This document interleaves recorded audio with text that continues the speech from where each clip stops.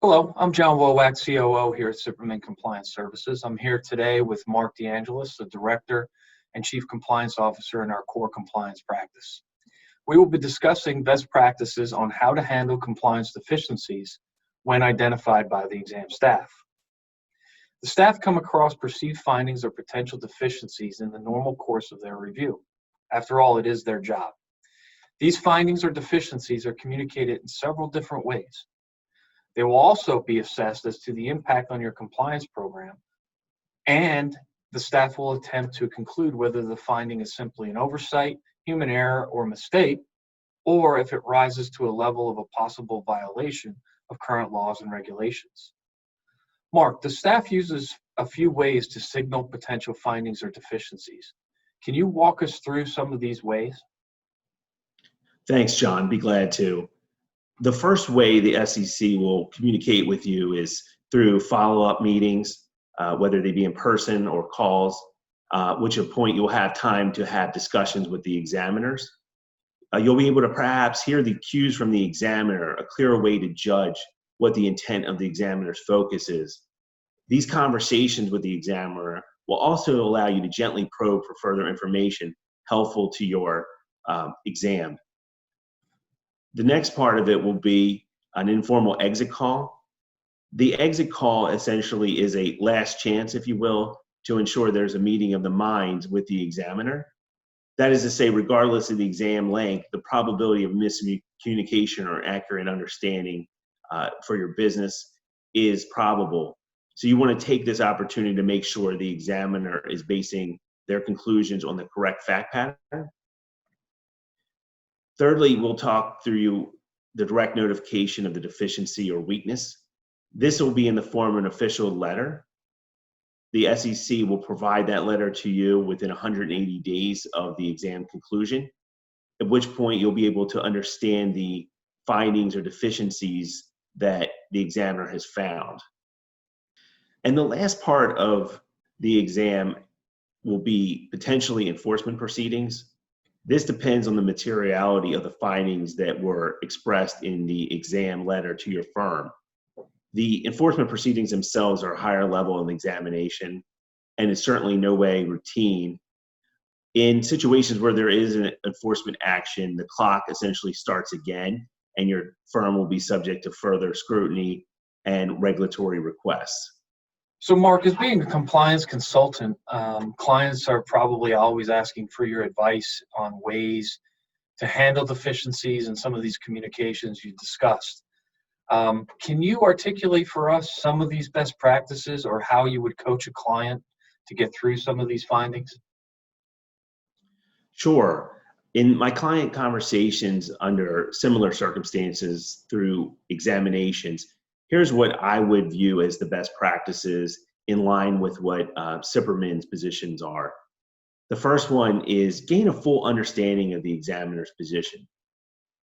Research those reference regulations in the exam letter and actually compare those findings or deficiencies to what you do to ensure accuracy and correctness.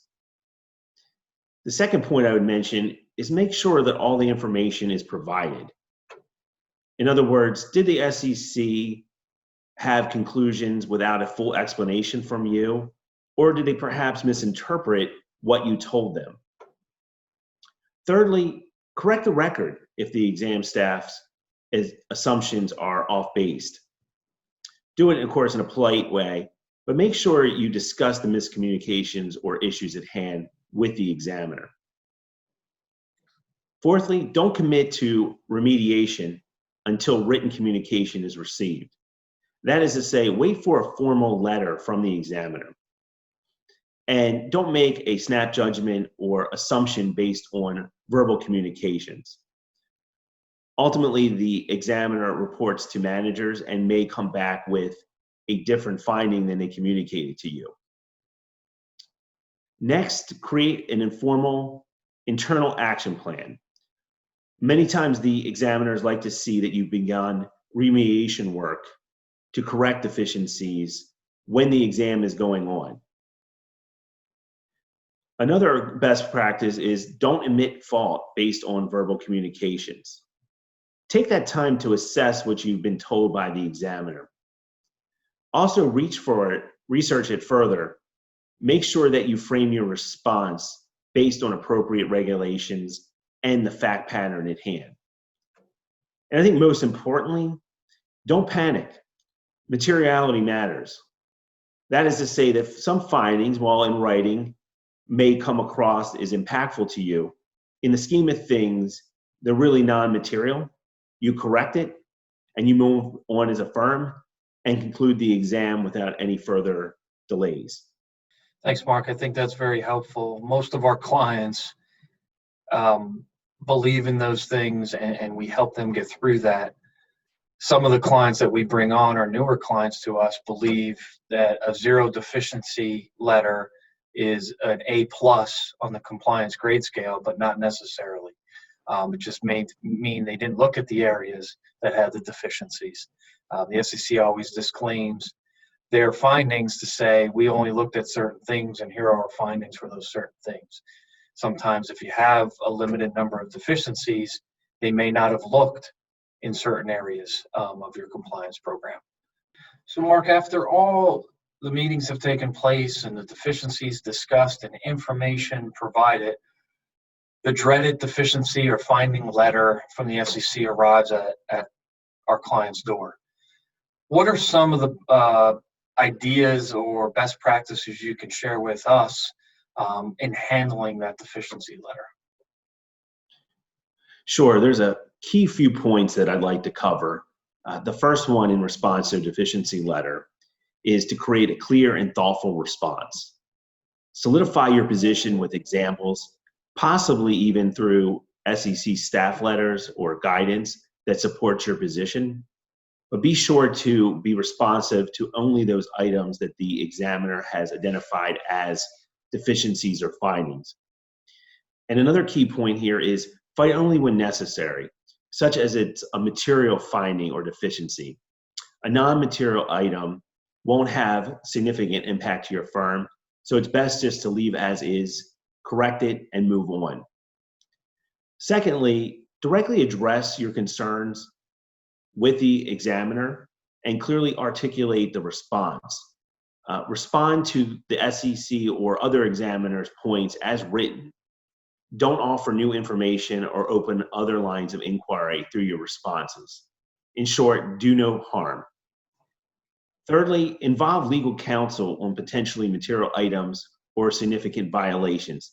If you hear the term fraud or serious or significant issues, that's probably when you want to bring in either internal counsel, if you haven't already, or certainly join outside counsel in that effort. Next, be sure to complete a remediation matrix. That is to say, identify those items that the examiner has identified as deficiency or issues, and enter into a remediation plan to fix those items promptly. The reason we say that is the examiners may return in 6 months, perhaps a year, or other interval. And you can be sure that the first thing they'll look at is those findings from the previous exam. So those items take responsibility over, or take precedent over all other items. Thanks, Mark. That's very helpful. One other thing I'd like to add is have a quality control review done of that letter and your responses, making sure that everybody is bringing experience to the table. They may have seen, your consultant may have seen those findings before and understand how to respond to those and what's acceptable to certain staff members. So have that quality control review done and get everybody to look at that to make sure that we're reading it through the lens of the examiner. Thanks. Mark, can you give us one lasting thought on how to handle deficiencies and what advice you would give to me as your client? Sure. Well, here at Sipperman, the annual review is our bread and butter. What we would suggest is that you continue to update your annual review as the review cycle goes along. The reason is that you want to find out first if there are gaps or potential weaknesses in your compliance program before the regulators do. Self-defense is perhaps the best defense. So discuss any issues that you find with management and particularly create a remediation plan that addresses those items and also takes into account recent regulatory developments. If a regulator issues a guidance during the review period, you can be assured that those topics are fresh in their mind, and in an exam environment, you'll hear about that perhaps as a question or overall discussion.